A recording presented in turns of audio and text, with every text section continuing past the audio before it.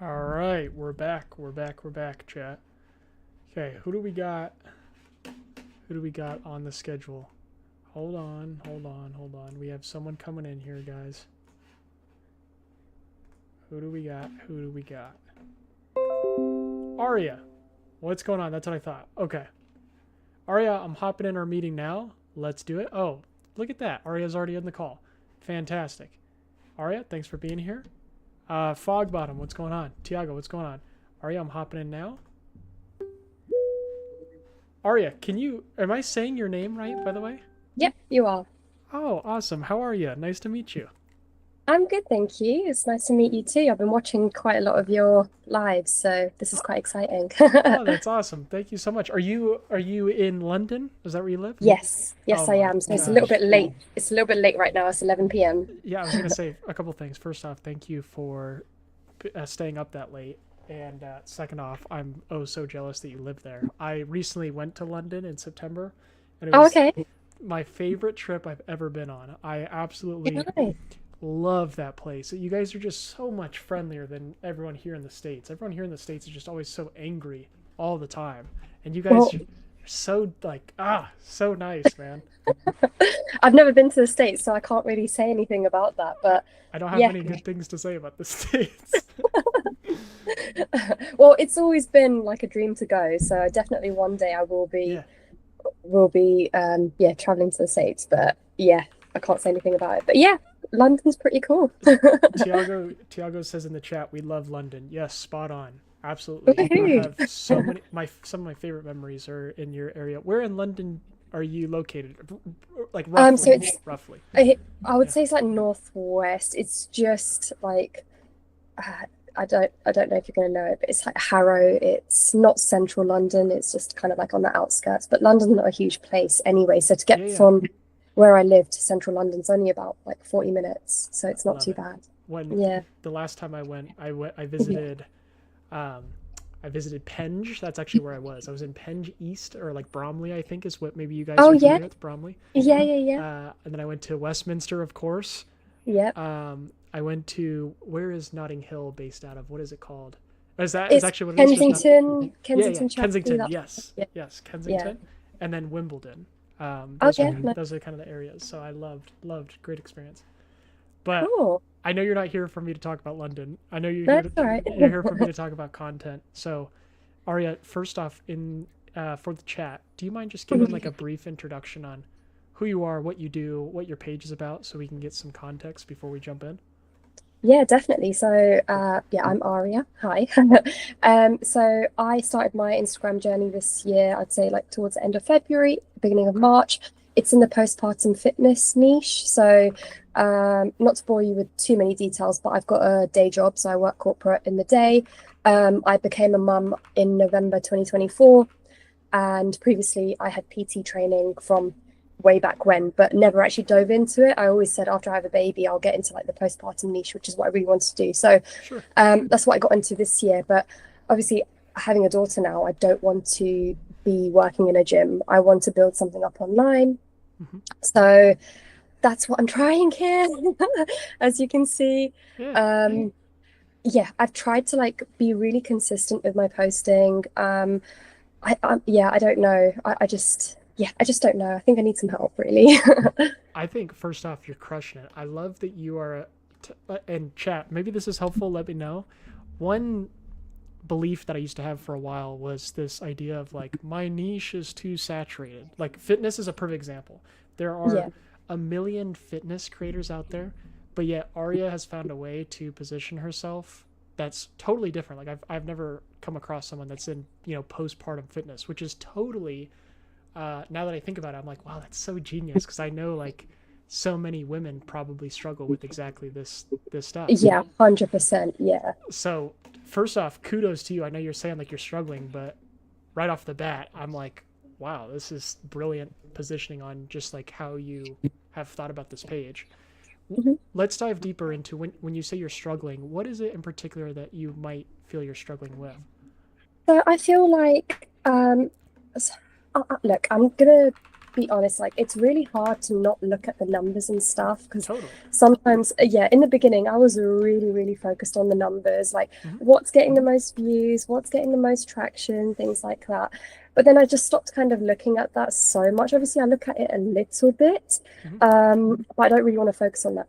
Where I think I'm struggling is like conversion. So some of my videos, um, I think one of them got like 80K plus views. The other one got like 20 something views. And yeah, I feel like I'm getting a lot of views on some of the things that I'm posting, but it's not really converting. Okay. Um, and I feel like trial reels has helped me kind of get some followers, but I don't just want to grow my page for the numbers. I want to build like a community. I want to actually provide value. I want to be Yeah. a page which is like a source of good information which any mum like can come onto um in the postpartum fitness space. Yeah, and just like take something of value away from it. Also, Sure. just to give you a bit of an idea, as of the 1st of August, which was this Saturday just gone, I have started a challenge. So I've onboarded 10 women, it's actually 11, Wow. to do like an 8 week like fitness, like these are mums, so an 8 week fitness challenge completely for free. So I provide them with like exercises and meal plan and stuff. And that's purely because I don't have any actual clients just yet. Sure. So this is just like a good way of me to kind of get transformations, reviews, and they've all agreed to providing before and after pictures throughout. So like I Yeah. think that's great. Yeah. So that's kind of where I'm at right now. So first things off the bat, and I know I will dive into some of the experiments that you can implement, but Yeah. I want to start by congratulating you because you're definitely on the right track. Hmm. Especially like what you're saying is similar to even my position where Yeah. you want more conversions, but maybe you don't have all the testimonials or case studies in the world to back it up. And so the best thing to do is exactly what like I'm doing here on these lives and what I do with you guys is, well, how can I help people for free and use those case studies? And Yeah. so kudos to you. You've already figured that out. Where did those 10 moms come from? Did they come from your content? Did you reach out to them yourself? What happened? So three of them are actually three women I know, Okay.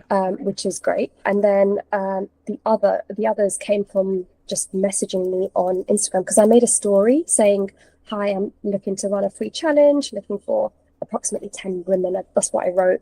Yeah. I didn't know that it was actually going to fill up. But then I got like quite a few DMs. One person dropped out today, but that's because she's got like a 3-month-old who apparently is an absolute Velcro baby, which is another set of challenge Yes. which mums face. But Yeah. you know, anytime you offer anything free, you're gonna get people who will drop out naturally, you know, just Of because there course. is no There's commitment. no Yeah, stakes. Yes. exactly. Which I was like, if I could get at least 3 or 4 women to commit to it for the full eight Yeah. weeks, I'll be happy. Like I'll be more than happy. Yeah. So yeah, that's how I found them. 3 women I knew already who already followed me, so they saw that I launched that challenge, and then the others were just women from Instagram. So first off, again, fantastic job. Before I get into some of the specifics, this you mentioned this 80,000 view video. Did Yeah. this one bring in anything of value here besides views? Like, did you get a lot of followers from this? Did you get any leads or anyone that reached out, or was this purely just views and that's why you brought it up? So this one actually got me, I think it was like 50 something followers. Okay. And actually from after posting this video, because I've got a free product offering, a free core guide, postpartum core guide Hmm. in my bio. Um, and I did see an uptick in clicks on that and downloads of that after posting this video. Sure. But I'm quite aware that this is very like, I think it's top of funnel, however you Yeah. want to call it. And I don't want my page to just be all top of funnel, but I appreciate Understood. it does work in terms of getting initial traction in. So yeah, Sure.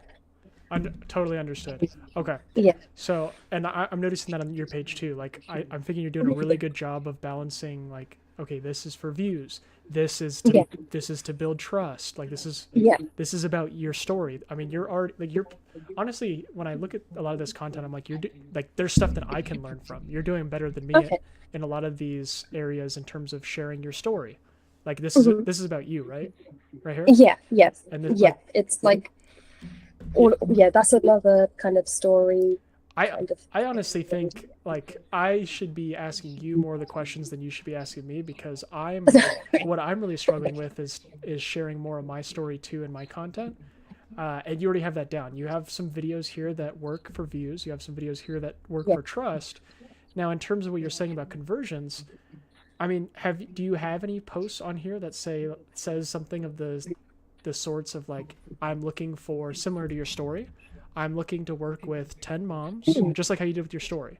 But do you No, have a not post on the like that? main feed. No, not on the main feed. I think you know the third video here. You've got where I lost 22 kilos Yes. postpartum. I've got Uh-huh. before and after. So in that video, I kind of briefly go into here over the next 8 weeks. If you go up a little bit, um, I basically say I introduce a challenge Sure. basically, but it's not like inviting any more women because I've already got the 10 Sure. for now. So that's the only kind of thing post I've made on the challenge.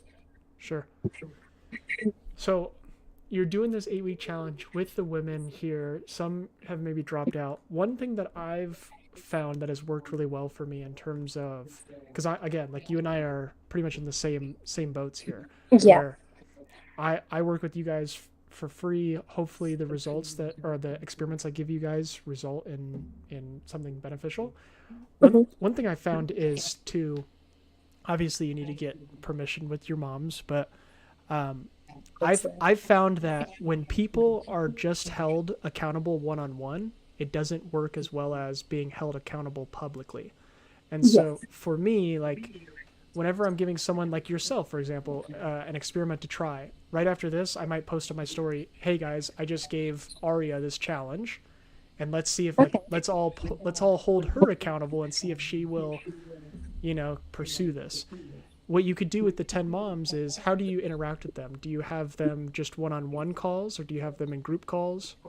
No, it's just one on one, and right at the moment it's just been WhatsApp. So like, Okay. I'm just available for them anytime on WhatsApp. That's what I've made it clear during this time. Okay. So it's primarily WhatsApp. One thing that, and chat, feel free to chime in with your thoughts. One thing that might be beneficial for you, Arya, and this is purely Hmm. for like building the case studies, not even really about the content just yet, is to take those moms that have agreed to do the challenge and do a group call with all of them. And when I say a group call, I mean ideally Okay. something like this, a Google Meet or a Zoom, where everyone can introduce themselves face to face and everyone can publicly state their goals. This is why I do these experiments that I give you guys. I specifically do it on live stream.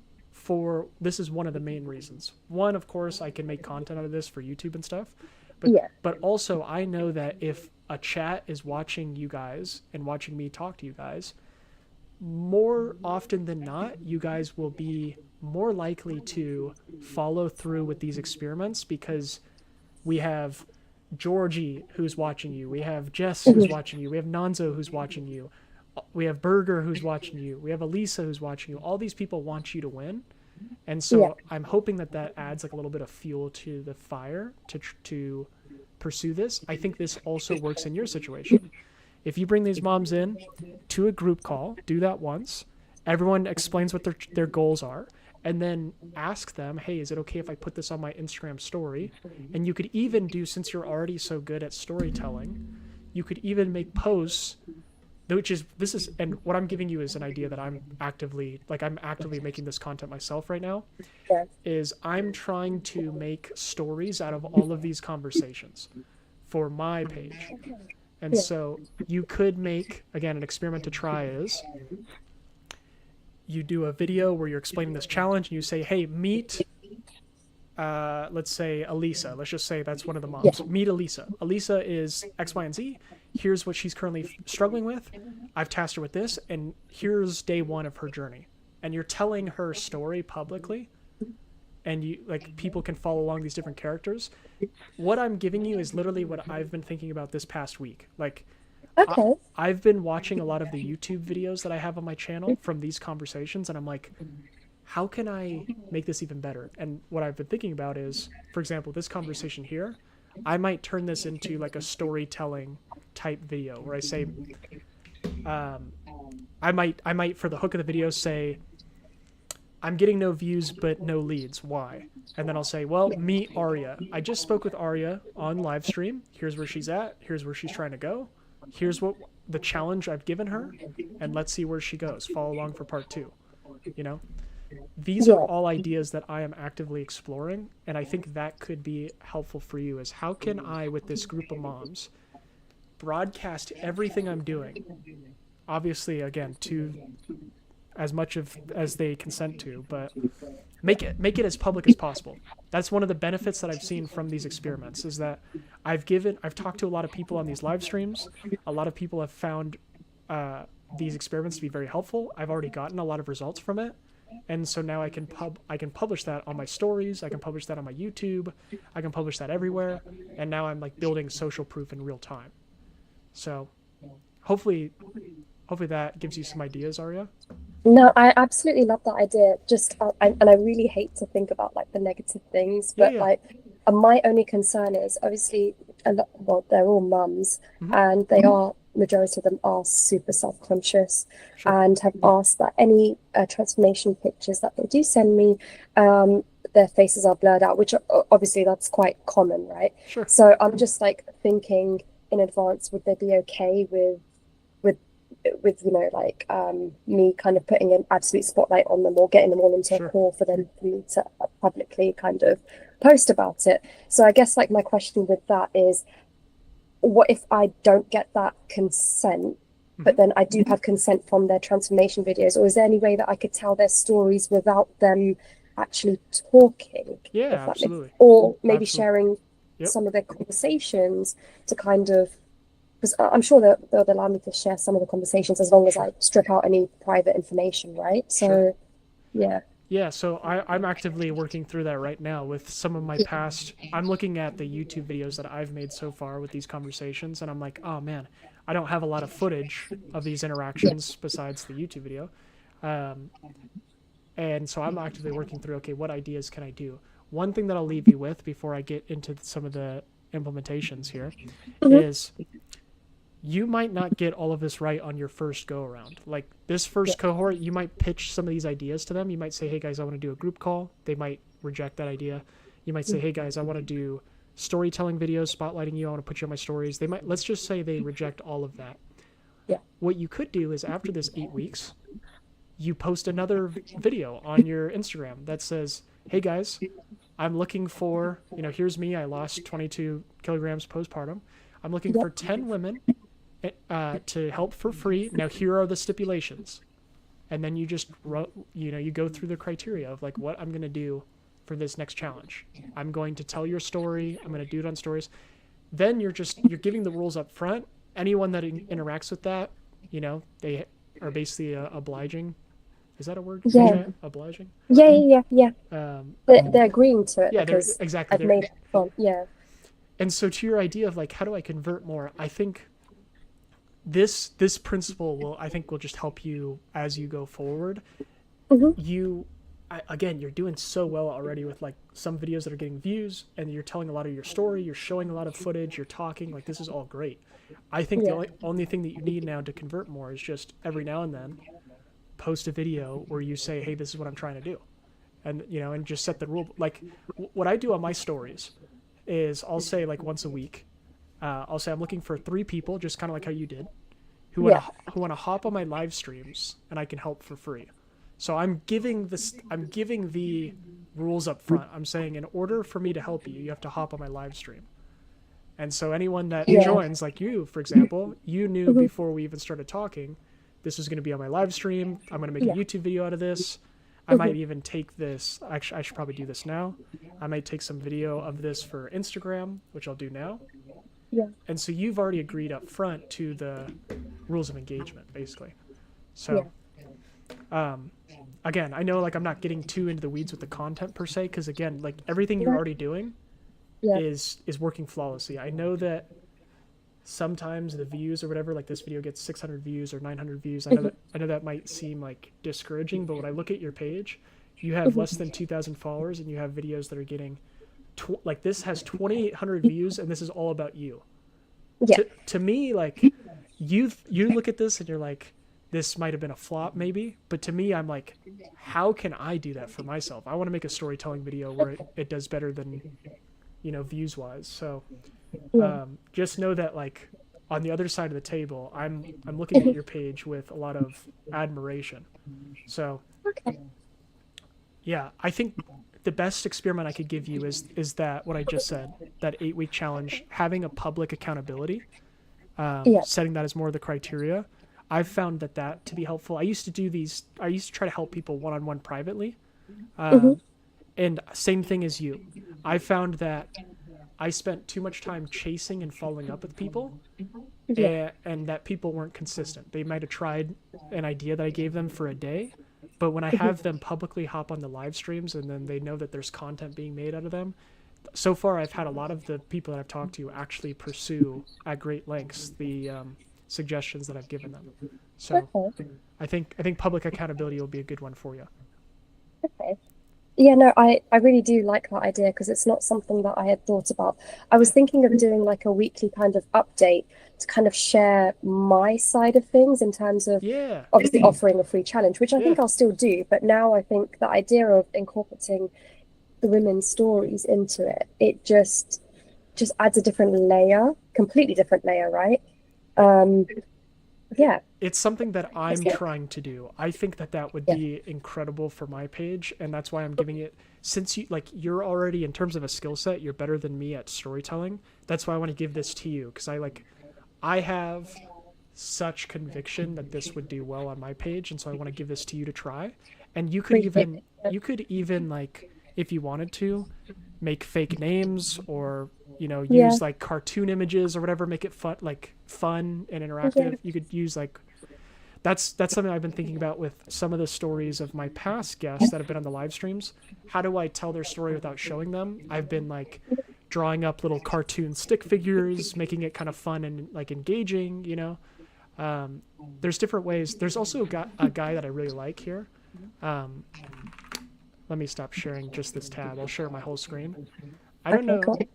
I don't know if you've ever seen this guy, and I don't expect anyone here to really have seen this because this isn't part of the like the business niche, I guess. But have you ever seen Ryan Trahan by chance? No, So no.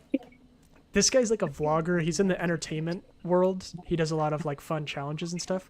But his Okay. editing, let me see if I can find maybe a short.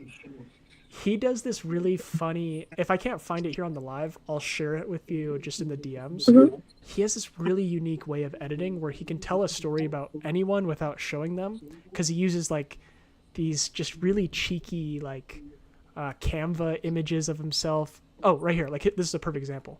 This is my friend So Mitch, and he. let me. Is it possible? I'm gonna share the tab so you can hear this. Okay. But this could give you an idea of like how to tell a story. You don't have to go this crazy with editing, by the way. Yeah, yeah. I'm just saying like how to show or share someone's story without showing them personally. Let me This see. Where'd it go? There is we it go. possible for a 2-year-old candy to become the top candy in America? My dream has always been to make Joyride with no fake junk and less sugar, the next great American candy brand. Just So wait. to make that happen, I'm introducing the 50 States Challenge. The first state to make Joyride their #1 candy wins. You're probably wondering, well, what do I get if my state wins? Great question. Your state gets its own custom Joyride candy. Something like California State Bears, Illinois Deep Dish Pizzas, or New York Big Apple Rings. This is not going to be an easy task. America's been eating the same old candy for decades. So whether you're in the mountains, in the city, in the farmland, or even Gary, Indiana, it's going to take every single one of you showing up for your state. So send this to a friend you want to join the challenge, and I'll see you on this. Oh, does he not? He doesn't have it. Okay, I'm sorry. I just made you guys watch Is a it? Ryan Trahan video without the actual editing example. Let me just show you that. Sorry, guys. He has. I'll send this to you via DM so I can find it. But like, you see this cover here where he has like this emoji Yeah. of a plane. He'll do this a lot, especially when he's talking about other people, where he'll use like these funny, like emojis or graphics or whatever, and it's very cheeky how he does it. It's really good. It's really good. Okay. But you could do that for example, one of your moms, like Yeah. have an emoji as the image and then have the emoji like move on screen and stuff, and it's just a really fun way that he tells his stories. I'll send some some videos to you via DM, but that might give you some inspiration for how to Yeah, tell that'd be someone's story without showing their face. yeah, that would be cool. Yeah, I don't think I'll be able to do any crazy editing because I'm just using No, Instagram edits, to be I honest. don't, and chat, I don't But think yeah, anyone here should be doing any crazy editing like that. Like this guy has a whole team to do that, but the way that he does it, man, I'll send it and you'll understand. But I think that could be a good way too, where you're telling someone's story without showing them personally. yeah, cool. So, if you don't mind, I've got a quick question as well. Yeah, of So, course. um, I think you're probably a good person to ask because obviously we're kind of in the similar but not really similar stage, I would Yeah. say. What do you do about like all of this, firstly, conflicting growth advice? Oh Uh, man. there's Oh, I so love much it. of it. Sometimes I get so overwhelmed, like I'm scrolling and I just literally decide to just shut Instagram altogether because I'm just like, this person's saying this to grow, this person's saying this to grow, and this, and it's just like, this, it just gets so overwhelming sometimes. And yeah, I just don't know. I think it gets so overwhelming to the point where you kind of stop and be like, okay, well, I don't know how to do any of it. So my mind's like fried right now, and that's it basically. So yeah. Chat, with what Arya just said, can anyone just type in the chat if you relate to what she said? This is the main reason why I made this page. Yeah. 100%. And Arya, I'm going to give you a condensed version. I'm going to be ending our session a little short because I'm kind of like crazy slammed with you guys wanting to hop on here. No, So that's okay. I'm going to give you what I think will really help you. And then Arya, let's please reconnect. I'm happy to have Yeah. you come on as many times as you want. Mhm. So I made this page with this exact problem in mind. And I spent basically, I'm sharing you a Google Doc. I think this will be helpful. I spent the past several years studying every big creator, just like how you were describing, trying to figure out what is the actual truth. If one person's telling me to steal viral hooks and the other person's telling me not to, and then one person's telling me to post 10 times a day and the other person's telling me not to, which person do I follow? It didn't click for me. I was stuck with what to do until I realized that every piece of advice works, but in different contexts, right? So like different things work for different people basically. And so I made this framework in my head that has really helped me out with my content journey. I call it the 7 levels of content creation. And what that means is, and I have creators that you should listen to at each stage basically. What this means is I believe that there are 7 levels to go from like just starting posting to becoming, the best in the industry. And the first level is when I just started, January of this year. My only focus was to make content consistently. And so the people that I listened to when I was in this stage where like I was just trying to post consistently, these are the only creators that really help in this category for me. Everything else, I realized that consuming more advice would ultimately hurt you, or hurt me rather. And so I wanted to filter which advice should I listen to at which stage. So I listened to these guys when I first started, and my first experiment I gave myself was post every day for the next 30 days straight without missing a day. Don't worry about engagement, just to gather data, and I listened to these people. The next stage was once I posted for 30 days straight, I realized, okay, well, I want to make better content now that gets more views, followers, sales, etc. And so I started listening to these creators and these creators and these creators. I will remind me, and I'll send you a DM explanation. I actually just filmed a YouTube video about this whole breakdown today. Okay. So I will send this to you via DM. I want to make sure I honor our next guest here too, Arya. But I have, I think, a complete answer to this question that you have, because I was struggling with this for years until I figured this out. So remind me to give this to you. Yeah, no, I really appreciate that. And I really appreciate your time right now as well. Of course. Thank you so much. No, I appreciate you. You stayed up super late. Let's definitely reconnect. I'll give you a doc with some things to try, and then let's reconnect in a couple weeks, or at least, please, come back to our stream at least before the evening challenge is over, and we'd love to see how things go for you. Yeah, sounds good. Thank you so much. Awesome. Thanks, Arya. See you. Right, bye. Bye. All right, chat. Arya was great. Give it up for Arya. Please give her a follow. I have to unfortunately end that session short because I have our next guest, Jonathan, who him and I have been trying to coordinate this for weeks. So I want to make sure I'm on time with him. I have him joining the live. Let's see if he's in here. Oh, yes. He's not in here yet. Okay, we're good. Oh, yeah, he just joined the live stream. Okay, we're good. We're good. We made it on time. So chat, give Aria a follow. That was an awesome session. We're now going to switch it over to Jonathan. And then if you guys still want to hear my thoughts around what she was saying about what advice to listen to at each stage, I'll loop back at the end of this session and talk about that because I think that's such an important topic to talk about. Jonathan, what's going on, brother? He just joined the chat. Jonathan, if you have any issues joining the meeting, just let me know. I'll send this to you via DM right now, just in case.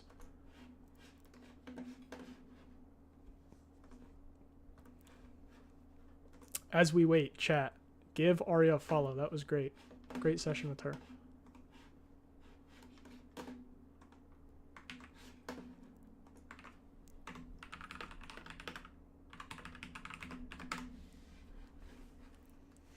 Also, Jonathan, if you're listening, when you join this meeting, I will not have my camera on just because my camera is on the stream. So hopefully that doesn't trip you out too much.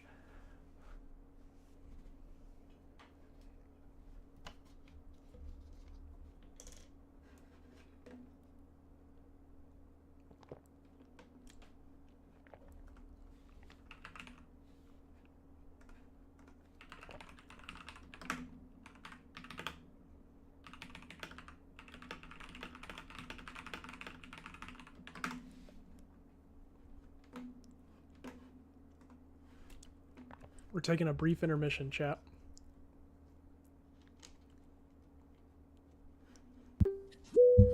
There we go, man. The man, the myth, the legend. Yo, man, what's going on? What's going on, Jonathan? How are you, man? Man, living it up. I apologize for the little delay here. I had to get my stuff set up, but Dude, doing well, man. You never need to apologize. I actually should be apologizing to you because I've been getting back to you so late, and we've been trying to coordinate this for a while. So it's always a pleasure to have you. And these, like I told you, these live streams are super flexible. So you can hop in anytime, hop out anytime. Totally fine. For sure, man. So how often are you doing lives right now? I'm doing it every single day now because of the chat. We've had a ton of people reach out to do more of these. So now I'm doing it multiple times a day. This is my second live. So let's go. Yeah, dude, it's been awesome. I'm super optimistic about live streaming in the business space. I'm not seeing too many people other than Hermosi do it, and I think this is a golden opportunity for us. Totally. I agree, man. Awesome, man. Well, Jonathan, you want to give some brief context for the chat here? I'll give you some general framing for our live, but I think this is going to be a great discussion, man. So you want to just tell the chat who you are, what you do, what your page is about, and I'll pull your page on screen here while you do so, Jonathan. Totally, for sure, man. Yeah, thanks again for having me on. I'm excited to chat, and I have not done very many lives. I've done a good bit of podcast and just not really been somebody who, as you said, not very many people are doing lives, let alone, hopping on and inviting other people to join. So thanks again. But yeah, my name is Jonathan Lutz. I've been a content creator and business owner my entire life, actually going back to when I was playing college football, even just a little bit before that as well. But basically, I started making content when I was in high school, pursuing the goal of trying to become a college football player. So I did that and have been basically posting 1 to 2 times a day ever since I was in high school, but really specifically when I was in college, I started posting consistently. That led me to starting my first business, which was a fitness coaching business. And then after that, got into social media and marketing because I fell in love with the marketing side of things, growing my fitness coaching business at the age of 22. Was like, man, I made a good amount of money in my first business, but I wasn't really having that much fun actually helping the clients as much as I was trying to get more clients. Yes. So basically, I just fell in love with the game of marketing, content specifically. And me and my wife actually went in together a little over 2 years now on a business to do social media management, as well as some coaching and some consulting as well. But my wife has worked with some really big brands in the space. Amy Porterfield's a big one that she worked for full time, Rachel Hollis, and then some other influencers as well. So we went in together, and we've been helping business owners with social media management and content strategy for the past 2.5 years. So yeah, that's kind of the gist of my story. Dude, I love it. Chat, everyone here, please give Jonathan a follow. I'm a huge fan of Jonathan's content. I can't even remember where I even found you, Jonathan. I think it was, I want to say I've been watching your content for probably like 5 or 6 months now, all the way down. But I'm a huge fan of your story, what you just illustrated. I watched, as soon as I found you, I started watching more of your content. I think I found you from one of your old like green screen videos. But the way that you came across, your tonality is one of the things. Like I have some creators on my list for each element of, I guess, video creation, and you're on my list for tonality. I've found that for me, like I've always wanted to come across the way that you do on camera. You're so like calm, poised, authoritative just by how you speak.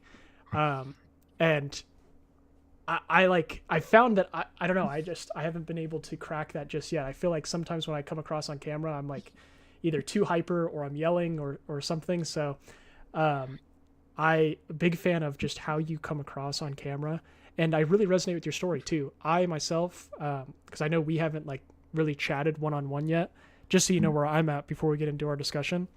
I am a serial failed entrepreneur is what I'll describe myself. I have failed way more businesses. I've yet to have like anything really successful going for me in terms of, I guess, a business venture.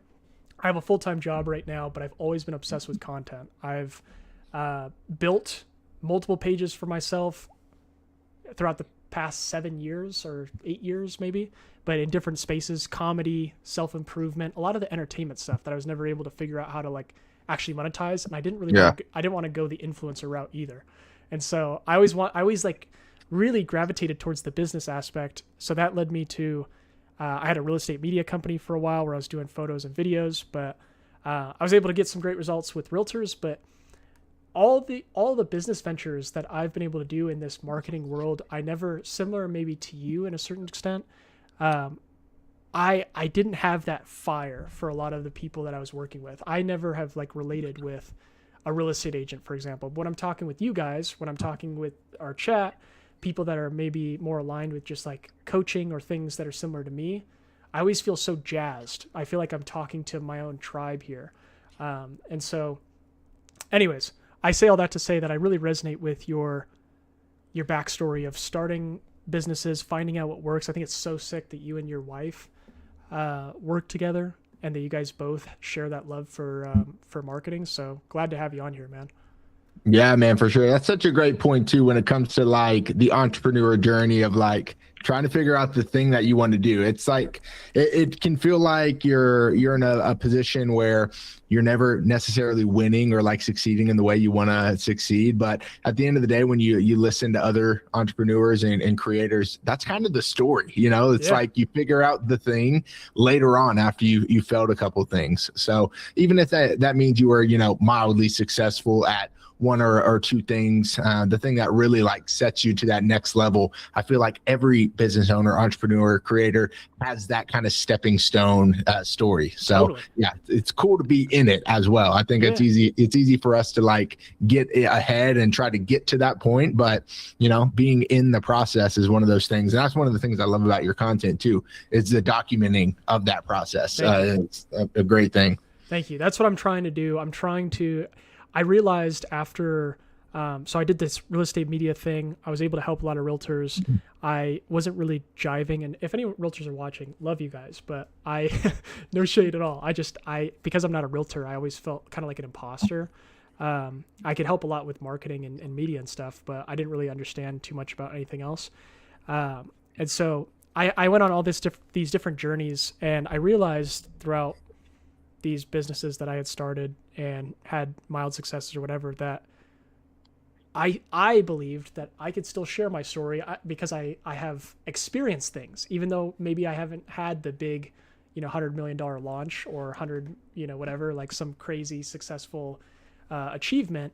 I felt like some of the things that I've learned might be valuable to others, even if I'm just one step ahead. And so that's the purpose of my page. I'm just giving a little bit of backstory for you, chat, as well as for Jonathan, just since it's our first formal introduction. And I've realized throughout this journey of mine so far is by just honestly just being as honest as possible and just telling people I don't have it figured out. I'm not super successful yet, but I am willing to learn like crazy, and I'm willing to share what works. It's been super freeing for me. And I don't know. I don't have any pressure. I don't feel like I'm going to run out of ideas. I don't feel like I have to abide by a certain standard by just telling people, I'm not an expert. And one of the things that I've been thinking about doing more of, which I really admire about your page, is what you're doing here.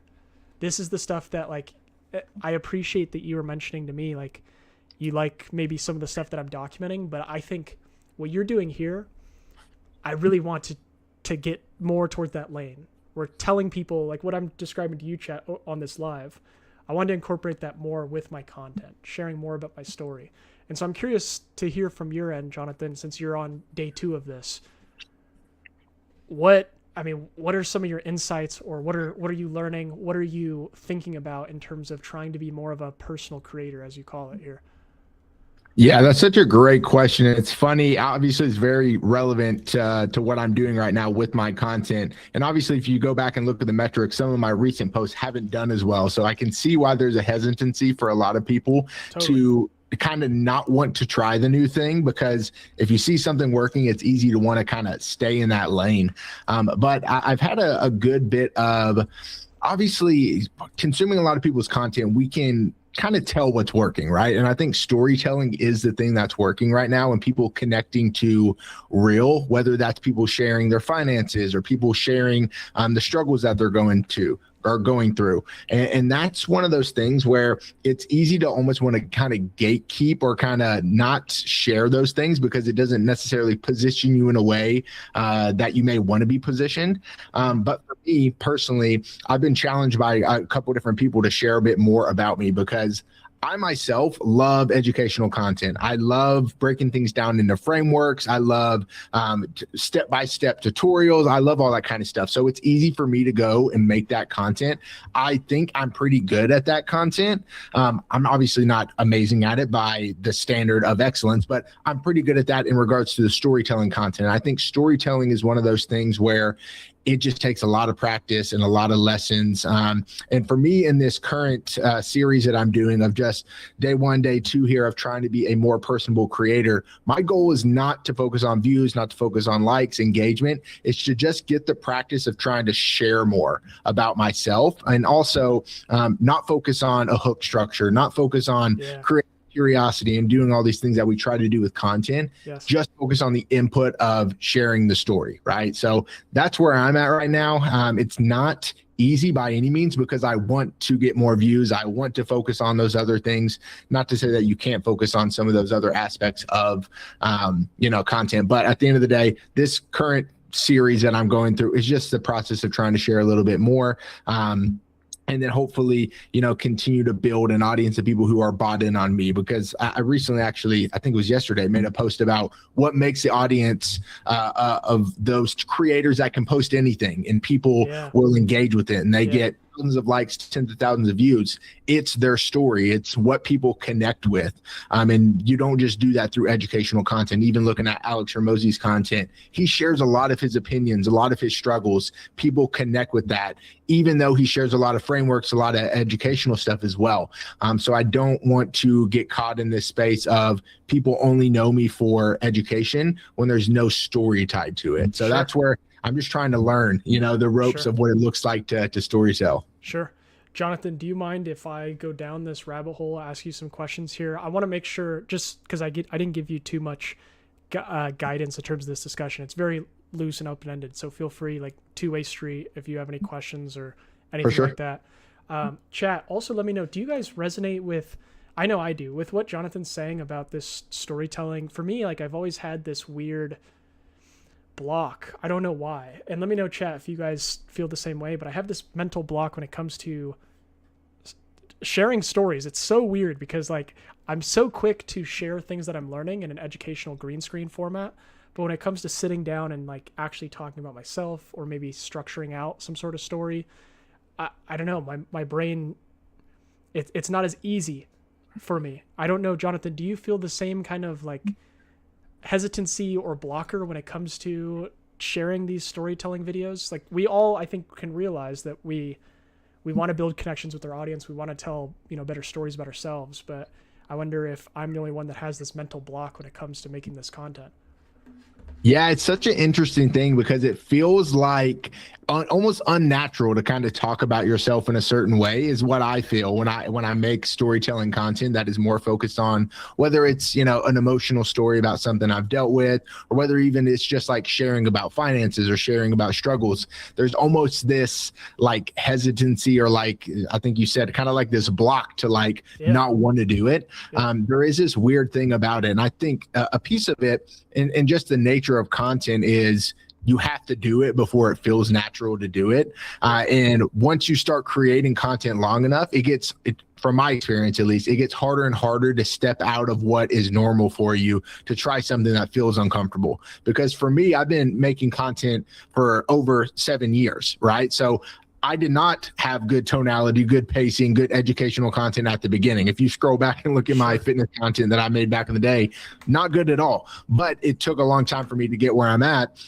So it feels like you're kind of starting from like a ground zero in terms of learning a new thing. But I think that's where, successful people lean into that of like, okay, this is hard. This doesn't make me necessarily look good in the moment, but it's the thing that's going to get you to that next phase, that next level. So yeah, definitely a weird kind of dynamic with the storytelling and vulnerability there. Sure. I'll ask you one more question in this regard because I want to make sure that I'm always thinking from your lens too. I don't know if you expected to be asked a ton of questions about storytelling. So I'll ask one more and then we'll kind of, again, we'll go back to more of an open-ended discussion here.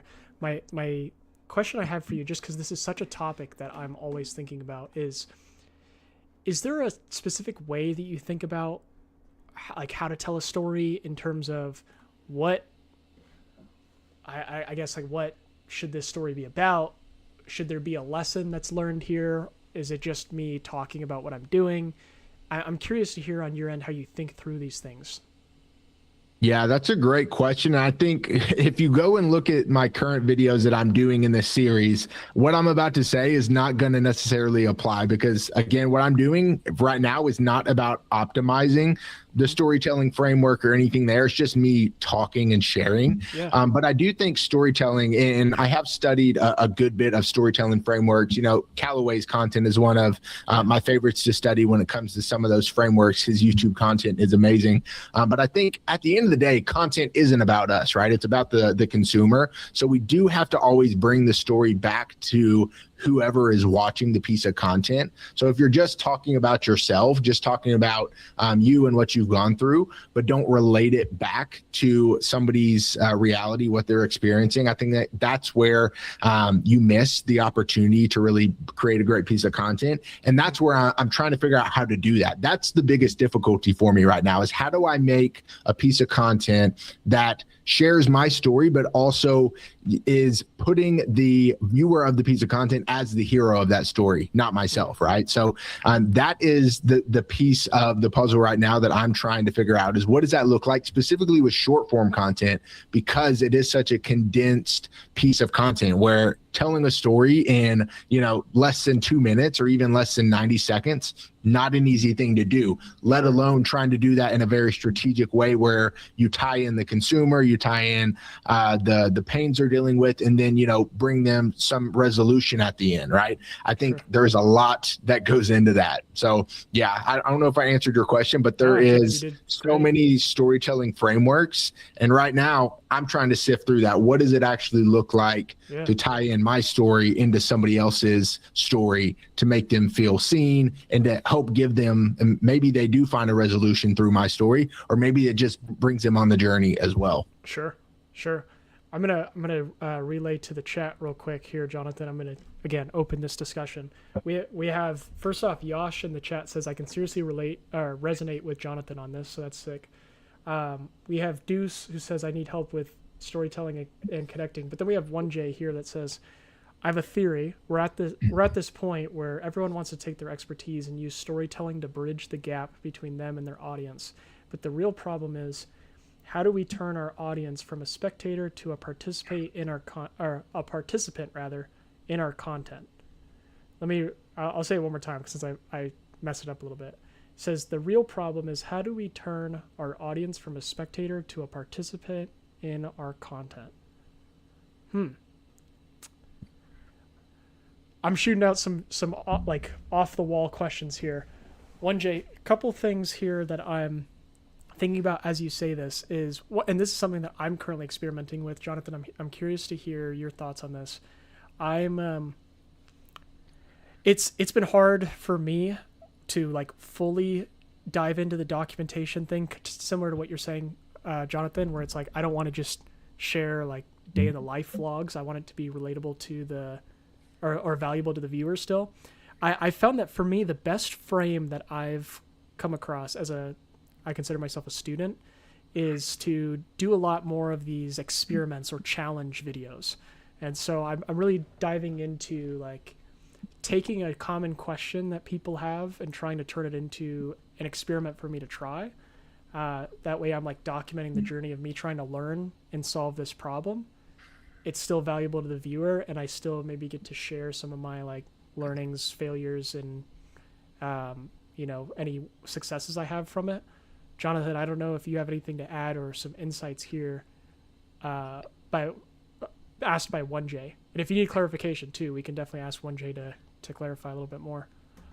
Yeah, no, that's such a great point. I really enjoy what you're doing right now in terms of like the challenge approach, because I do think that's a great way to storytell as well as create a lot of value, because you're just taking what some of these other educators are doing and turning it into a part of your story of testing and seeing how it works for you. I think that is a great way to do it. But to bring it back to what 1J was saying here with that, how do you turn the audience into a participator in the content, not just a spectator? I think that's actually a great point. And I think somebody to look at who did a great job of this is Jessie Jean recently with her content. Obviously, she did an insane launch with her offer, but the reason that worked is because people were really bought in on what she was doing with her personal brand. And she created a lot of curiosity in what she was doing. And if you go and look at her content, and a little backstory on her as well, she didn't just start this account out of the blue. Like, she had an account before that had a good following. She had a successful fitness coaching business. She knows what she's doing. She started an account and kind of just started from this like place of relatability. And I'm trying to figure out my next phase of my career. I'm trying to do all these different things, make money flipping furniture. And basically she brought people along on the journey of, I'm trying to figure out I think she called it like the millennial career crisis or whatever that common term was going around. And she's like, hey, I'm going through this thing. This is what I'm doing. Yapping started to become popular. She started to share how she does it effectively. People got bought in on that, and she built curiosity around that. So when I think about somebody who did a really good job of making people participators in the content, it was her. And the way that she did that was just masterful. Obviously, it turned into a really engaged audience who also wanted to buy from her as well. So really, really, it's pretty insane what she was able to do. One creator I really like as well, shout out to Jessie Jean, she's amazing. I really like Alex. I don't know if they're like connected at any way. I don't know if they're friends. Have you ever seen Alex Petrakiva or whatever? She's great. Dude, she is my absolute favorite account to follow right now. She's just like a masterclass when it comes to creating series, which is another thing I'm trying to learn. And I think to 1J's question here, 1J, I'm going to reframe your question. Let me know if I'm kind of on the money with what you're saying. I think what 1J's trying to get at with being how do we get our viewers to be a participant in our content might be around this idea of a series. And I noticed that Alex and Jesse Jean, they will have some goal that everyone can kind of rally around. And there might be some sort of like marker of progress along the way. For a person who does this really well, as I'm kind of saying this out loud, is like Sam Gaudette. Shout out to him. He's amazing. I noticed that like how he sets his mission is like he wants to get to 100,000 followers by not using fancy equipment, basically. And so every day I look at his page as like a marker of progress. I'm like, okay, he's at 60,000 followers. I feel like I'm participating in the journey of him reaching his goal. I've noticed that Alex and Jesse do the same as well. When they have their goal, they will like publicly state whatever it is. That's kind of the main, sorry, I'll stop sharing my screen, but the main driver of their series. I'm curious, Jonathan, if you have similar insights when you look at this. It seems like one of the core components here of having great, themes or stories is to have some sort of common goal that we could all rally around. Yeah, for sure. No, that's such a great point. And I really, the more I think about that style of content, there's two things that come to mind. Number one is, in order for it to work, the mission initially needs to be like something that's pretty hard, right? Like it needs to be a little bit of a challenge. Speaking to Sam's challenge and him trying to grow 100,000 followers, people know that's not easy, right? So there is a little bit of like this curiosity of, is he going to be able to do it? And basically in that, what I view that as is the creator building some version of a payoff, right? Like the consumer is wondering, is this person going to reach the success that they're trying to reach, right? Are they going to achieve those results? So I would say building some version of that payoff in the content is one aspect that I've noticed. I mean, that's actually something I'm trying to study more, is actually how to build payoff into a singular piece of content as well as content as a whole. And then additionally, when it comes to that kind of rallying point, the challenge of trying to achieve something, I do think it needs to be something that people can connect with on some level, So for Jessie, for example, she talked about wanting to basically just make more money for her kid, right? Basically to be able to make a living for her kid while also being able to spend time with her kid and her family. That's something people can connect with. I think a lot of the times where people can mess up with this is if they come up with a series, they come up with an idea, and maybe it sounds good to them, but it doesn't necessarily have a point of connection to the consumer and the viewer of the content. So, and again, I'm not saying I'm a master or an expert at this by any means, but that's something I've noticed is like there has to be a really good piece of like a connection made between the creator and the consumer of the content. And that's where it comes into like the content strategy, really thinking about what you create before you create it. Sure. No. I think totally valid points. I mean, I don't think any of us here in the chat, we're all, I think, on the path of figuring it out. And Jonathan, by no means, it's totally fine if, you're not the expert at storytelling, but I think you have, just on the amount of value that you provide in your content, I figured you'd have some really valuable insights on what you've learned from seeing these guys. I have Deuce here in the chat who says, I found that making stuff that invites them to comment, for example, I had a camera video that had a lot of opinions were given. This one is interesting. So now we're going away from storytelling. And Jonathan, by the way, before I get into this, how does your time look? I know I'm kind of going off the chat. We're going into multiple discussions here. You're good, man. I don't have any specific timeline. Fantastic. Okay, so here's something that I've noticed. I'd be curious to hear maybe some of your insights on this one. Deuce brings up an interesting point. I found that making stuff that invites them to comment, for example, is basically what really does really well. And when I first read it, I was like thinking of the classic example of comment this keyword. But what I've learned in the past couple weeks, I can't validate this for sure, chat. So again, everyone that's new here, I'm not an expert, but this is just what I'm learning, is I'm noticing that a lot of the best videos out there in terms of whatever, I guess, engagement or followership or sales or whatever, are at its core just an invitation for a conversation. And so to Deuce's point, like I've been actually very inspired by your content, Jonathan, Jesse Jean's content, Zach Rants with personal brand tips, a lot of these guys who lean into more of the just kind of talk freely, don't research too heavy.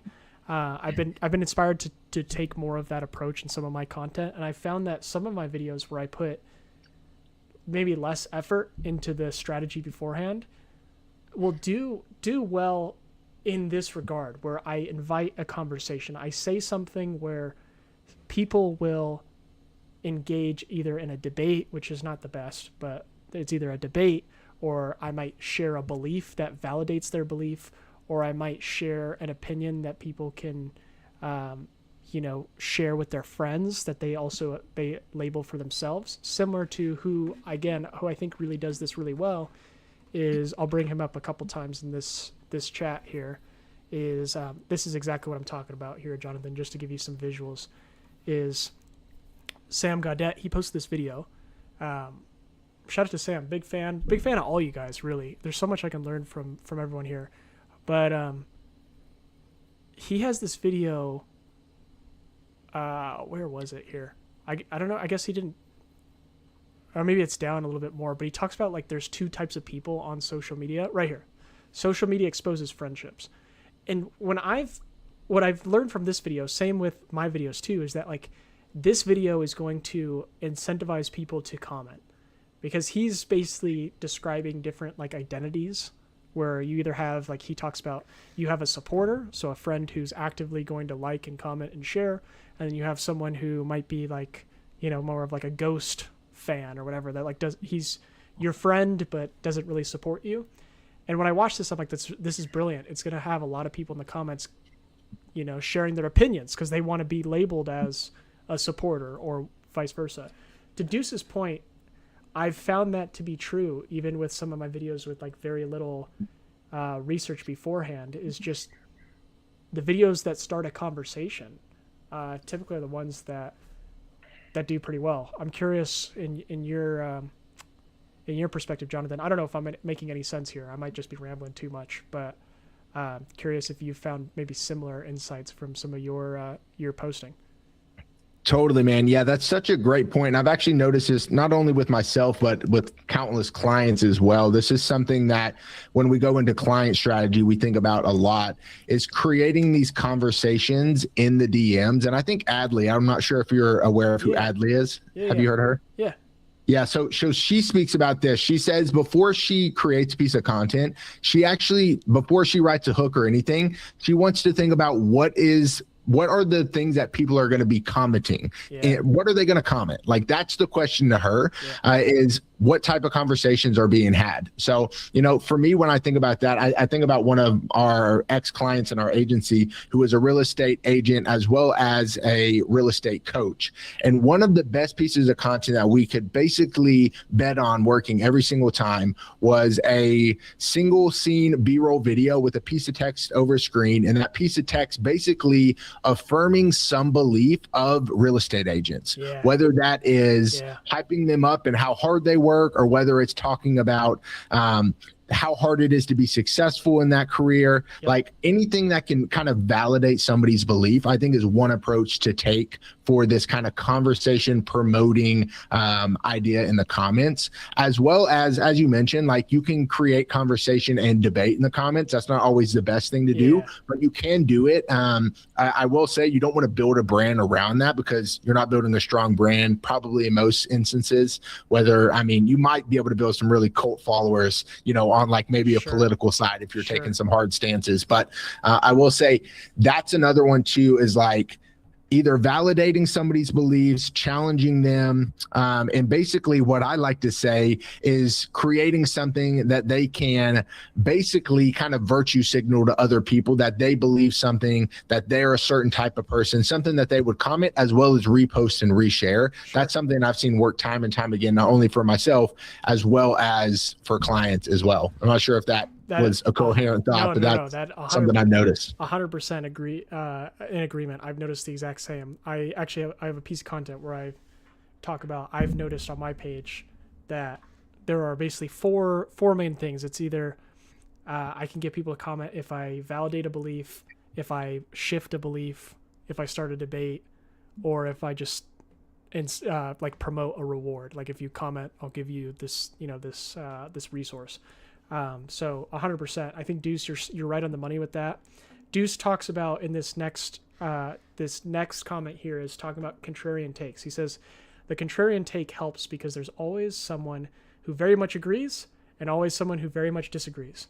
And so this is kind of going back to your idea of maybe like a cult-like following. I'm curious to hear on your end, Jonathan, how you view this world that we're living in with contrarian takes. And I'll give you some context before I leave you the floor. And feel free to, I know I'm asking you a lot of questions. Feel free, like we could always take an intermission or something. I don't want to feel like this interrogation at all. No, you're good, man. So here's a couple things that I've been thinking about kind of a lot. And I based on what I know from you as an outsider watching your content, I'm curious to hear what you have to say. I'm noticing this world where, contrarian takes are more and more commonplace to stand out amongst the crowd. But when I'm looking at it long term, I'm seeing this environment where more and more people just start to disagree with one another, and the viewers become more and more confused. Where like one person will say, for example, I'm very passionate about this topic. We were just talking about this earlier. One person might say post, a million times a day. One person might say post once a day. One person might say, steal hooks. One person might say never to do that. One person might say you should yap and be authentic. One person should say, no, I script my yaps. It's just like, it's this constant game of like back and forth, and everyone is trying to be contrarian and disagree with one another. I'm curious how you view, providing a contrarian take or maybe having a contrarian, identity in a way where it's not controversial. Because I've noticed, and I'll give you just a little bit more context. I've noticed from my end that there's a difference between having a contrarian take and saying something that is just outright controversial.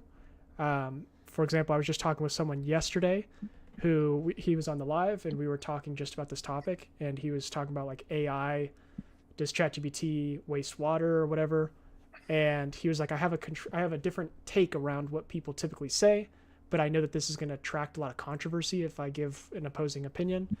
It's a very interesting point that he brings up, and what I think about this world of like everyone's giving contrarian takes. I'm just curious how you view all of this. You've done such a good job from my end of having this really rock solid like identity to me. So yeah, it's definitely an interesting dynamic that we're seeing on social right now, which is with the nature of the world. I think is very polarizing on both ends of the spectrum. I think most people actually have a more kind of general idea around things, but there's always people on both ends of the spectrum that are the ones that are willing to comment and really create a lot of kind of controversy around a topic. But the difficult thing is you're never going to be able to make everybody happy. It's like at the end of the day, you have to stand on what you believe. So I think you have to have the intention of just sharing what you believe. I don't know that it has to be intentional that you try to create some contrarian thing out of your mind that's like, I came up with this thing because I was told that I need to, right? Sure. No, I actually believe this thing. This is something that I think is correct and that I'm going to share my opinion on, So I think that is the initial thing. It's not creating that idea, that contrarian take because somebody told you to do it, because it's actually something that you think is a contrarian take, and you don't even have to frame it as that. It's just something you believe. So I think that's the first thing. But in regards to like, how do you do it in a way where it's not too polarizing? One of the things I think about, and Dan Martell's a good example of this, of building your brand around kind of the things that the things you're for and the things you're against, whether that is like things that are happening in the world, or whether that is like ideologies, whether that's your belief. There's a lot of different things you could be for or against. But I think as a whole, when you kind of have this overall mission of like things I'm for versus things I'm against, that's where the contrarian takes on a micro level, to me, aren't as on like a micro post to post level. I don't love the idea of trying to just come up with contrarian takes. I would rather have contrarian takes or just ideas around what my beliefs are on a more macro level, that are kind of the basis of what I believe, right? So, I think it's hard right now, right? Everybody tries to create conversation with contrarian takes, and that, to me, don't force a contrarian take. Just, build beliefs, around the things you're studying, the things that you're talking about in your content. For me, I study a lot of content. I basically do this 10 to 12 hours every single day. I'm going to have beliefs around certain aspects of content marketing and business because it's all I do. And I know that there's people on the full end of the spectrum, front to back, that believe certain things that I don't believe with, and others that I do. So I think you just build your beliefs through time and exposure to different ideas. And when you just share those, it's not forced. I think that's the biggest thing to me. I think it's fantastic, man. To further this point, and maybe this is helpful for you, Deuce, in the chat. I guess you can call it a contrarian take. This idea of my page, saying that I'm not an expert or whatever the case is, it comes from, and this might be helpful for you guys and this goes to Jonathan's point as well. I didn't like map up in my head.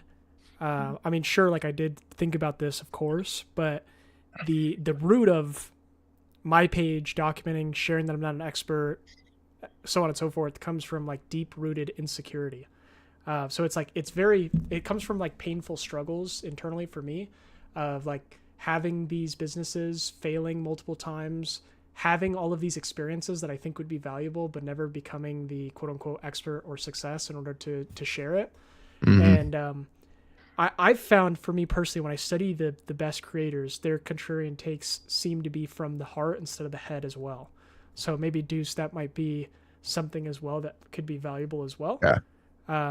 Not sure. I do have one thought too that might be valuable as well, which is, I think Breyer does he says counter positioning rather than contrarian take. And I like the idea of that. It's like, how do you position yourself against everybody else? It's basically just what you believe. I like that idea. I like his framing of that too, because counter positioning to me, I think, encompasses more than just giving an opinion. He talks about counter positioning with a format. How can you make your videos look different than everyone else? How can you structure your thoughts different than everyone else? How can you offer something that's different than everyone else? So I really like him too. If you guys don't know who we're talking about, I'll put him on screen real quick. Definitely give him a follow. He's definitely one of probably the goats in the space. What would you say, Jonathan? Who's in your like I guess Mount Rushmore or top list of creators to follow for content stuff? Yeah, that's such there's so many people who make great content. Breyer definitely crushes it. Funny enough, I actually started following Breyer when he was like just getting started on TikTok. He had like no followers. He might have had less than 2,000 followers when I followed him. Yeah. But he's obviously blown up over the past year. But my Mount Rushmore, I would definitely say Breyer he crushes it. Honestly, he hasn't been making that much content recently. He's been doing a lot with his agency. I love Sam stuff, love Callaway's stuff. I think Callaway, if you're just trying to learn content, go study his YouTube videos, because he does more from a framework and breaking down of content than anybody. That's all his content on YouTube. So I would say follow that, as well as his new short form channel as well. But yeah, outside of that, I mean, there's just so many great creators. I like OMG Adrian for cinematography, videography stuff. I think that does play into how to make great content. I think Ava is a really good education creator as well when it comes to formats and some of the more kind of tactical short form stuff. So yeah, I mean, Breyer crushes it though. Amazing. Jonathan, I've been firing away questions for you just based on the chat, as well as questions I have. I could ask you a million more, but I don't want this to feel like, because I didn't give you much preparation in the DM, so I don't want you to feel like you're being bombarded with all these questions. So I'll leave the floor open now. Chat, if you guys have a question, or Jonathan, if you have a question, we'll just take kind of a few seconds here just so we can. Yeah, actually, I have an idea for you, and I would like to hear your thoughts on this. Yeah. Going back to kind of where Briar is at in terms of his account, I have noticed this kind of weird, and I say weird because I don't know a better term for it. This thing that's happening on social media where it almost feels like there's a couple people who are almost kind of just like put on, like it's like they were just somehow they became names in the space overnight, Briar being one of those. Yeah. He hasn't posted for a really long time.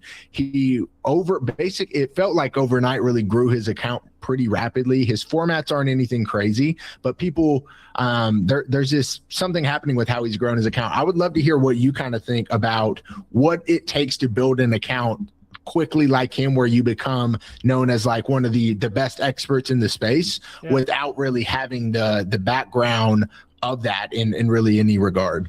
Yeah, that's such a great question, man, because I've also been stumped. I love Briar's content, but I similar to you, I don't really have much background on him. I don't know. I mean, my frame of reference, and maybe this could be due to his explosive growth too, my trust in him, because like he doesn't have much in terms of like case studies or anything. Obviously there's nothing usual here that you would see to like show what he's done. But I trust in him because of his associations. Like he's propped up by Sam and Caleb and what's his name, Rich Summers, and pretty much like all the trusted experts talk about this guy and share Briar's page. And so although I am by no means an expert, I definitely can see value in what Sam and Caleb preach. Same with Hermosi and Gary Vee, where they say if you have the built-in credibility beforehand, like you'll build a faster brand than anyone else. I wonder if Briar, I mean, based on him being propped up by all of his associates, Sam, Ronnie, Caleb, etc. I mean, he must have quite a huge history or backlog of really incredible work with some really incredible creators. I know Higher Up Wellness is friends with Briar. So yeah. I imagine just him being in that circle, him being in that space, his buddies all talking about him and sharing with him. I noticed that even with my page, from time to time, when some of my favorite creators would follow me, I would get people DMing me saying, "Hey, I followed you because so-and-so follows you." And again, I'm not saying that's like the secret to him blowing up so quick, but yeah, it's definitely something that I've noticed because I don't know much about Briar at all. I just trust that he is truly an expert because of his associations, and his content's great. Yeah. So, yeah, no, I agree 100%. I think that's such a great point. I actually made a post about this like 2 months ago, is like, in order for you to scale your account rapidly, there is some level of validation from bigger creators that you need. Yeah. And I think Callaway calls this super shares. Yeah. He refers to that in his videos of like, when bigger creators promote smaller creators, whether that's a reshare, whether that's a comment, whether that's them posting it to their stories, that creates this like, it's this magnetic effect of like, I should follow this person because this larger creator said to follow them, basically. And I think Briar's a really good example of that. And I, not to say that that's wrong at all, because I think that's great. He's obviously done something behind the scenes to prove to them that he's worth sharing at the amount that they have. But I've noticed that for a couple different creators who have grown pretty rapidly, is that validation from these larger creators. And I do think a piece of that puzzle is, and something that I think about consciously, is like, how do I make a piece of content that my favorite creators would reshare, that my favorite creators would want to promote? How can I make it that good? Because when you do that, and when you think through that frame, not only are you going to make a great piece of content for that creator in that instance, that bigger creator, but you're also going to make just a great piece of content in general because you're putting intention behind it. So yeah, it's an interesting dynamic. And even along those lines, something I've been thinking about is like, what constitutes an expert? Like, what made Briar an expert before everybody else said he was an expert? Yeah. I think, to me, expert is you can be an expert overnight if you start talking about content in a way that people haven't heard it talked about before. I think there is a level of it where there's a lot of people we call experts that they weren't experts a year ago. You know, they became experts by the way that they frame themselves, positioning, and the content that they make. So, it's an interesting kind of dynamic of how personal brands are built in 2026. It's been an interesting thing I've noticed. That's such an interesting thing that you said about what constitutes an expert, because that's also plays into my page, because I have no idea. Like I think about this more than pretty much every other thought, is like, how do I know if I am credible enough to speak, on certain topics? Like, what makes an expert? Does an expert mean that I have, for example, like in Hermosi's case, sold a business off of this information? Have I been like Dan Martell and I've sold multiple businesses? Or am I like Caleb Ralston and I've worked for some of the, most credible people? I have no idea. So it's an interesting point that you made. I want to go back quickly. Maybe this is helpful for you, chat, because I've been thinking about what you said a lot about the super share, Jonathan. I actually made a content experiment video about this a couple days ago, where it was this one, the super share video, and from Callaway. And what I've learned from, because I've tested this as well, is like, how can I be, probably isn't best to do this on every piece of content, but like, how can I be shared from some of the larger creators so I can get that maybe association? One thing that's worked well for me with the people that have shared my content is thinking through the lens of how can I incentivize them to share. In my case with these content experiments, I started doing these because I thought that these would be like testimonials to my favorite creators. If I'm taking their advice, I'm applying what I learned and then sharing my results. I figured that would be an incentive for them to share, because they can say, hey, look, the advice that I'm giving you is proven. This guy did it.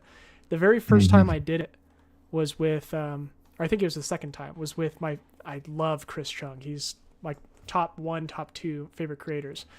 And I had this theory that like, if I made this video and shared my results, he would share in his story. And he did, as well as other creators. And so for you, chat, thinking through the lens of how can I apply, maybe, I mean, if you want to try this strategy, this has helped me in this regard with these super share idea, is how can I apply what this person's teaching or sharing or whatever, and do it in a way where it benefits them if I make this content. So I wanted my content experiments, every single stitch, I wanted it to benefit the creator by giving them more credibility. And that way, in return, hopefully they would share it.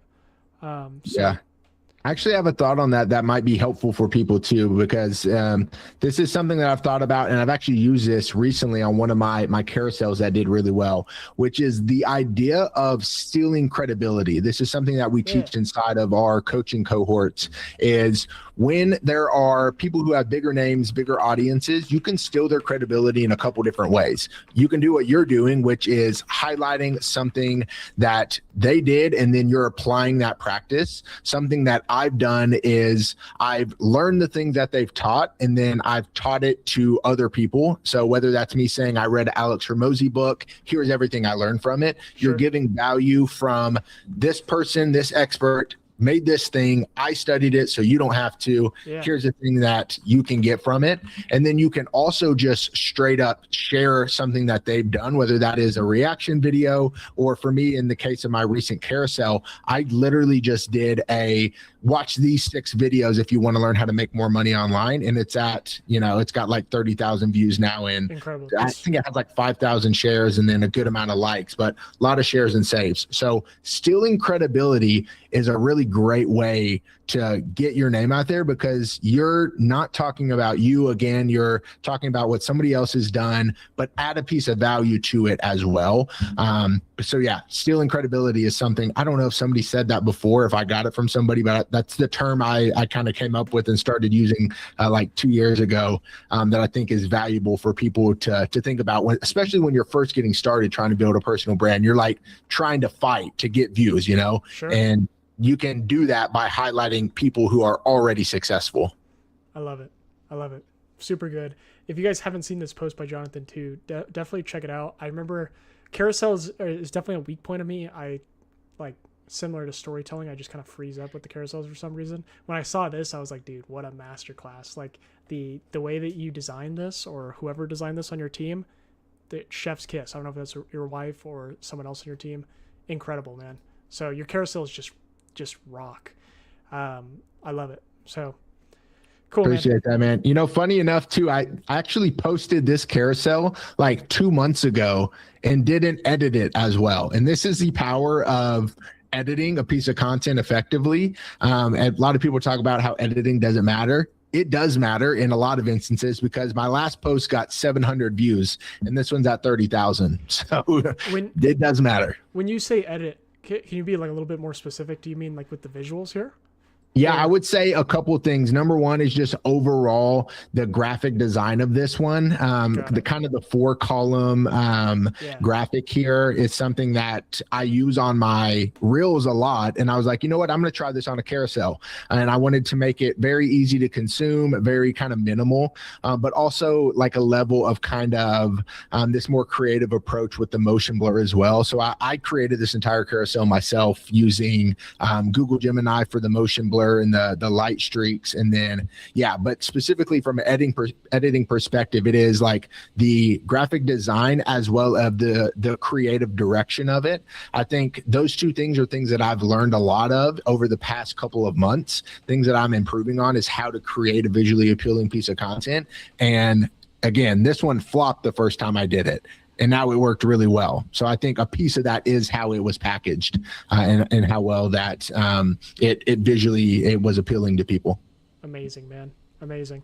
Jonathan, you've given us a masterclass in value in this session. I want to open the floor here. You've been with us for almost an hour. So obviously I want to acknowledge your time and open the floor again. If you have anything that you have questions on, want to know, anything that I can help you with at all, you know, feel free. The floor is yours, and we'll have you go on your way, my friend.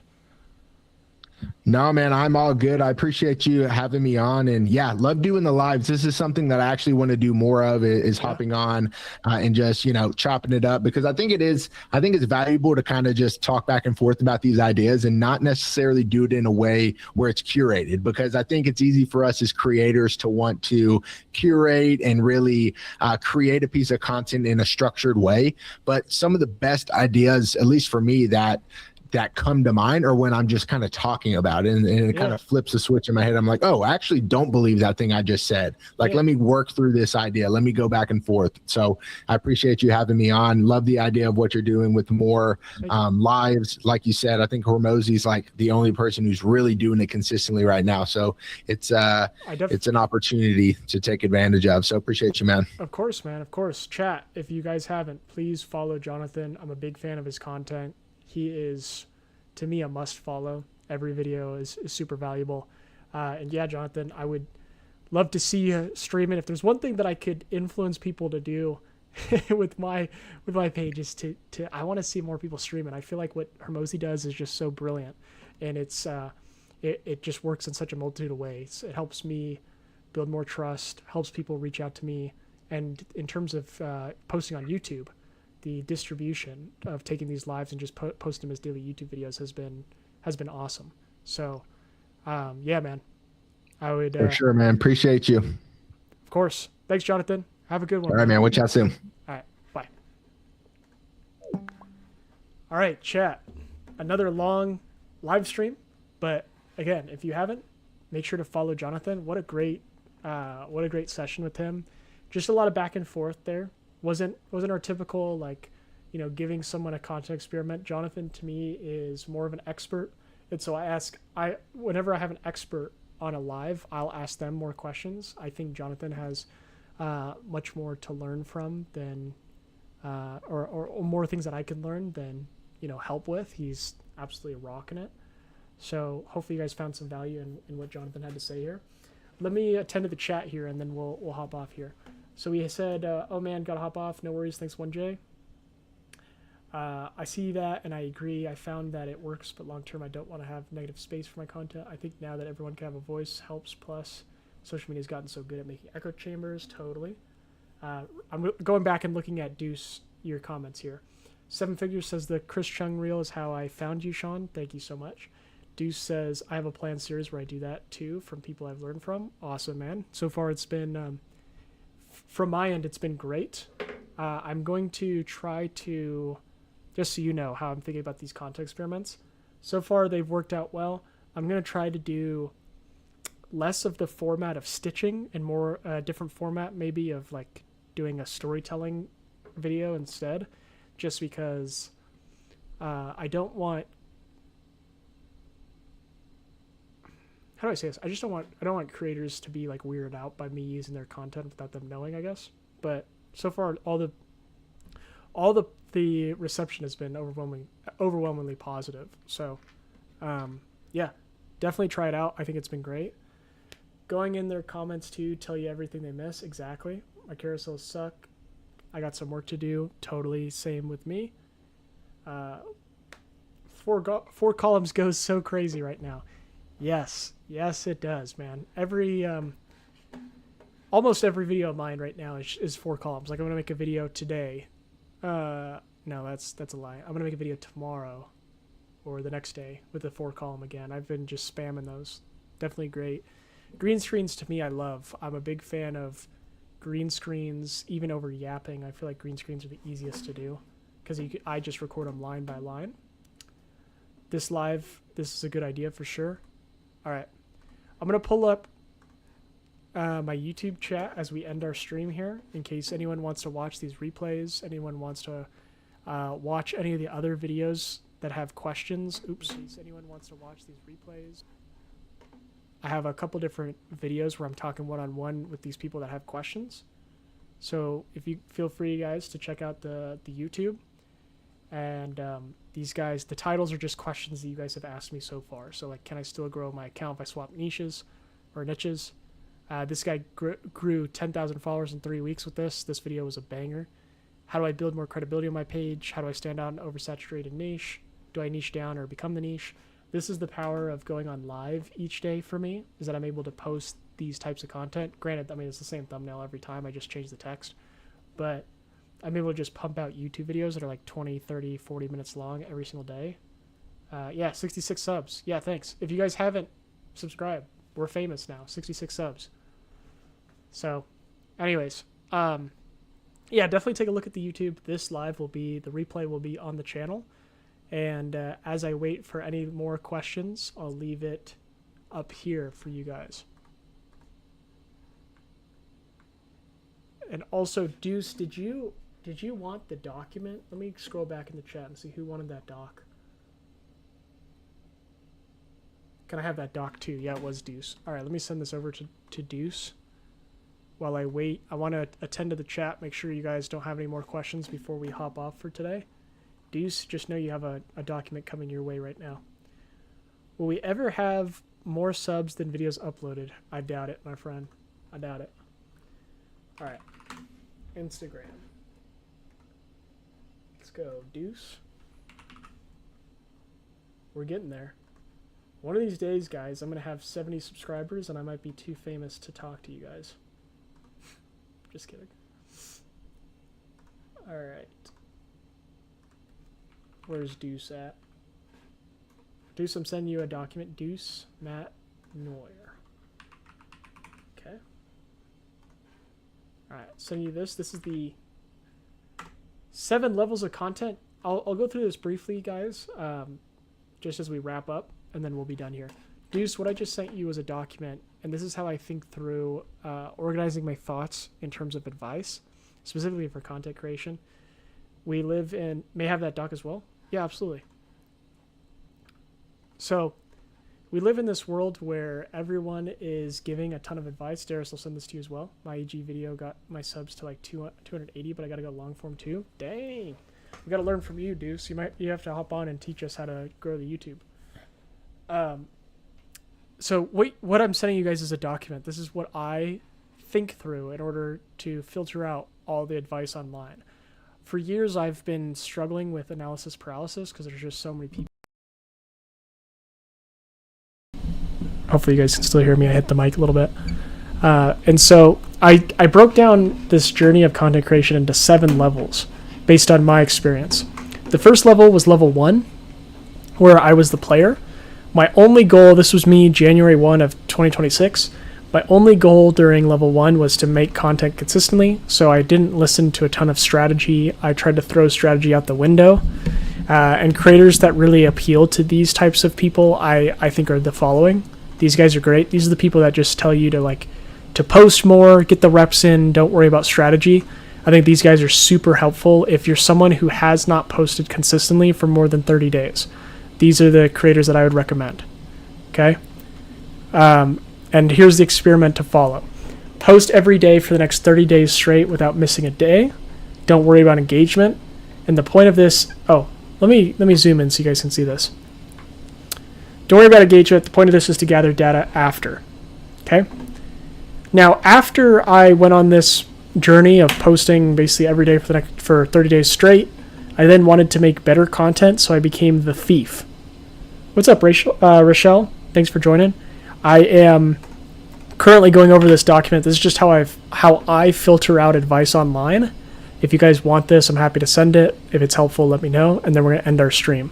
And Rochelle, since you just joined, we had 2 great guests that were on the live, so those will be on my YouTube later, in case any of those are helpful. But first thing I did was just make content consistently. Okay, and so there are a couple creators here that I recommend for someone who hasn't been posting for more than 30 days straight.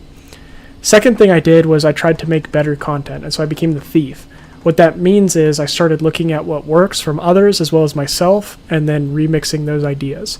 Creators that talk about this are the following: Mino Lee, Personal Brand Launch, Devin Jatho. These guys talk about how to remix content. So I'd recommend, if you're in this stage where you've posted for more than 30 days and you want to make better content, these are some people that helped me. The experiment here, once you're in this stage, is to find one video. This is what I did. I tried to find one video, either from myself or from someone else, that has way more views than the creator's following. And I tried to recreate it with my own twist, and I did that until one video does better than average. That was the experiment I gave myself. Okay? Hopefully this is making sense so far. This is how I filtered out all the advice online. Then, once I did that, I became level 3, where I had a video or multiple videos that have done better than average. So let's say I was averaging 300 views. I then had a couple of videos that got, let's say, 1,000 or 2,000 views. So I tried to become the hit maker. I started doubling down on my best content. The people that really give tactical advice on how to double down are the following. So I would recommend trying to pick 1 or 2 if you're at this stage. And the experiment I gave myself at this stage was to post a new version of my most popular video once a week for a month. That's what I did with my Claude videos that you guys may have seen. Same thing with like yapping and a whole bunch of other stuff. That was what I gave myself at this stage. I consider myself now to be at this stage, level 4, where I'm trying to understand fully, and I'm kind of like in the middle, 4, 5. Sometimes I feel like I'm in 3, but I think I'm progressing to 4 or 5. Right now I'm trying to understand the principles of content. So first I was making content consistently, then I wanted to make better content, so I started just like seeing what works on the platform, either from others or from myself, and then just recreated those videos until one video did better than others, and then I just doubled down on those. And now I'm the psychic. I'm trying to understand the principles of content.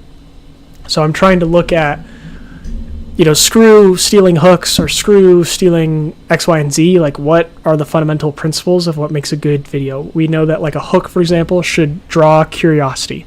How can I draw curiosity without having to rely on someone else's video? This is where I'm currently at. The people that teach this are the following. Shout out to Chris. He teaches me a lot about scripting.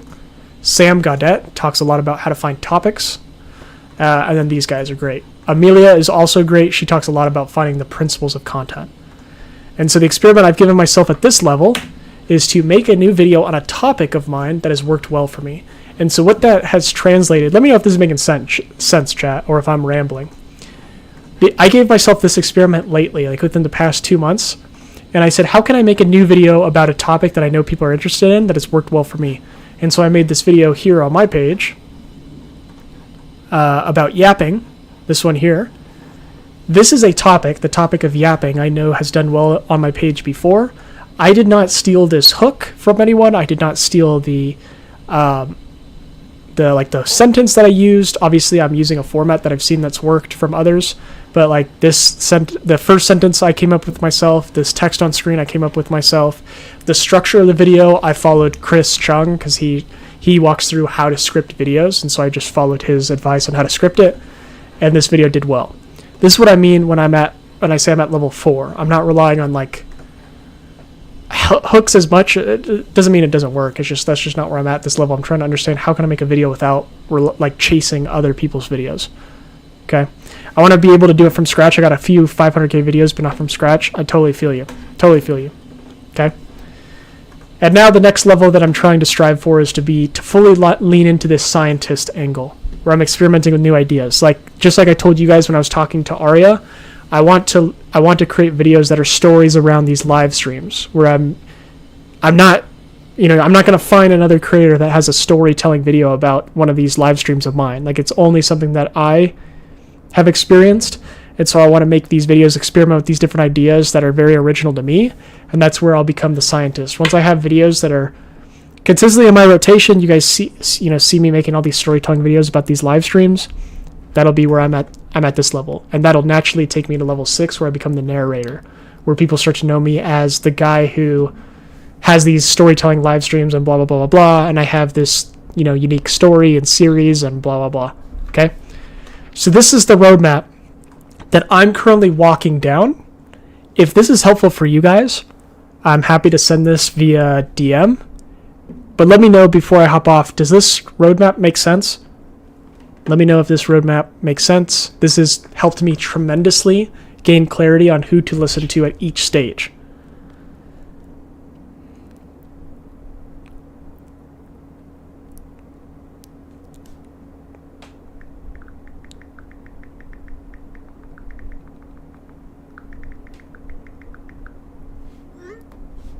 I think you got something here. I like it. Thank you, Deuce. Thank you. Yeah, if this makes sense to you guys, again, the purpose of why I created this document is to help me gain clarity on which advice to follow. So if you think this would give you clarity on which person to follow, thank you, Control-Alt-Delete, for following. If you think this would gain you clarity, feel free to send me a DM, and I'll send this over. Because everyone comes to me for content stuff, but don't be having anyone to lean on. Totally. Yeah. So I think this is the best way to understand advice. Understand what level you're at first. I considered myself to be at level 1 when I wasn't able to post consistently for more than 30 days. Once I posted consistently for more than 30 days, I then tried to get to level 2, which was to make better content. And you can do that by either looking at the videos that you posted in the past 30 days that have done well, or by looking at other people's content and remixing it for yourself. And then, of course, you have the rest of the roadmap here. Okay? All right, chat. I think this is probably a good point to hop off here. But I'll wait in case anyone has any other questions.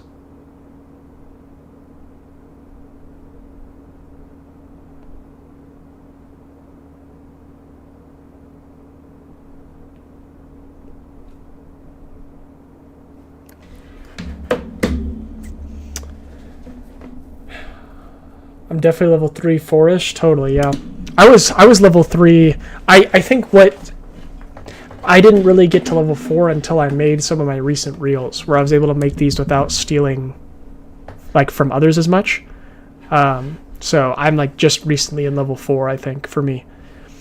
Control-Alt-Delete says, yo, I'm level 1. Totally fine. Totally fine with being level 1. I think in that case, if you're just starting, you haven't posted content consistently, I'm of the belief that it won't help you to learn more strategy than to just post. So happy to send this over. Control delete. I'll send this over to you. Deuce, I'll send this over to you. Anyone else? Last call before I hop off. Looks like I'll send this over to all you guys. Good chat today. Yeah. Have a good evening, everyone. Deuce, thank you.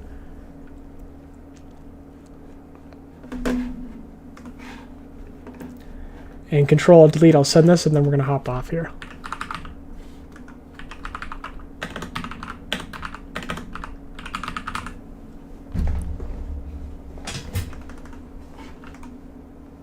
Control. Oh, I don't know why I said Control Alt drama. Sorry, I don't know why I said Control Alt delete. All right, sending this over to you, my friend.